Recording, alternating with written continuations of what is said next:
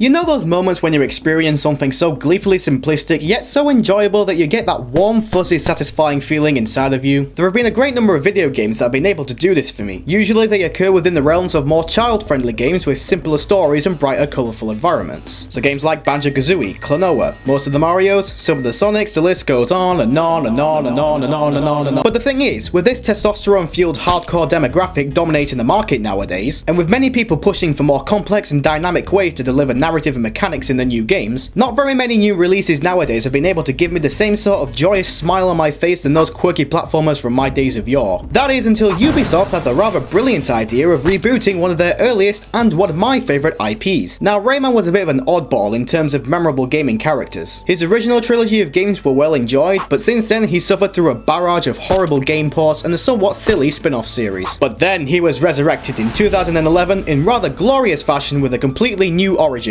Quite literally. I mean, that's what the game was called. Rayman Origins was quite simply a stellar return to form for the blonde, banged, limbless hero of dreams, thanks to gorgeous art styles and perfectly fluid and fun platforming. The best thing, however, was that I once again felt that feeling I described at the beginning of this video after playing it. And then when the follow-up was announced, the question I asked was how in God's green grassy earthball in space could the awesomeness of Origins be topped? But however it did it did it. In fact, I'd be so inclined to say that it took everything good about Rayman Origins and turned it up to 11. Rayman Legends, because it's legendary. The scope, the amount of levels, the interesting yet humorous gameplay changes. I am playing this game as a duck.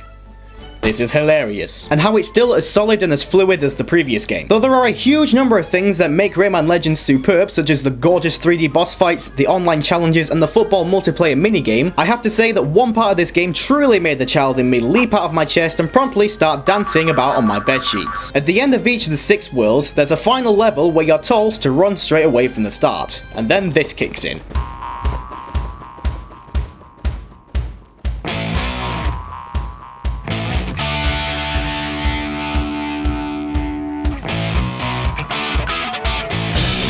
The smile on my face is as wide as the English Channel right now. You have these cleverly constructed fast-paced levels with their own bouncy soundtracks, some of them being remixes of existing licensed tracks such as Black Betty, Eye of the Tiger, and a rather brutal remix of the Land of the Living Dead theme from the previous game. The unique thing about these levels, however, is that the way the music is written is designed to give the player cues as to what they should do to survive, and it seems to react to the zany amount of things happening in the level, such as non-stop cannon fire, bouncing spiky fish, and undead grannies shredding on guitars. Again, this is hilarious. These levels, out of everything this game offers, gave me the most enjoyment by far. They're a perfect demonstration of how functional and flowing the platforming is. To me, it kinda goes back to the whole physics-based platform design that the first Sonic the Hedgehog was made famous for. The design of each level rewarded you for your well-timed jumps and rolls by making it so that doing so led you to quicker routes through the level or to certain areas with larger amounts of bonuses. And I think that it's the same principle that's being used here and shown off so marvelously. As you play, you need to use your ears to listen out for the different cues from the music to time your actions to. Luckily, it also provides visual cues with these glowing markers, which is a really nice gesture. And everything is constructed so that doing an action felt like a big occasion, and that makes playing through these levels so satisfying. Every action you do, be it throwing an attack or leaping off a platform, it feels so grand because of how the music is scored. Often, for example, there's a massive crash cymbal or a guitar riff that plays every time you jump, punch, or land on a platform. It's just such a joyous thing to witness. It really is the simple things in life. Speaking of the music, my good golly god, it's a treat for the ears. The arrangements are each unique to each other, making use of the environment's visual motifs as inspiration for what instruments they include. So this world, for example, with its blazing sun, large deserts, and cacti, is obviously going to have some Latin instrumentation like Spanish guitars and Mexican chants in its soundtrack. Other arrangements feature a fully fledged orchestra and some rather kick-ass hardcore rock pieces. But the game also throws its own hints of pizzazz into each song, with some showcasing the musical capabilities of the ukulele and the kazoo, as well as having funny as hell gibberish vocals.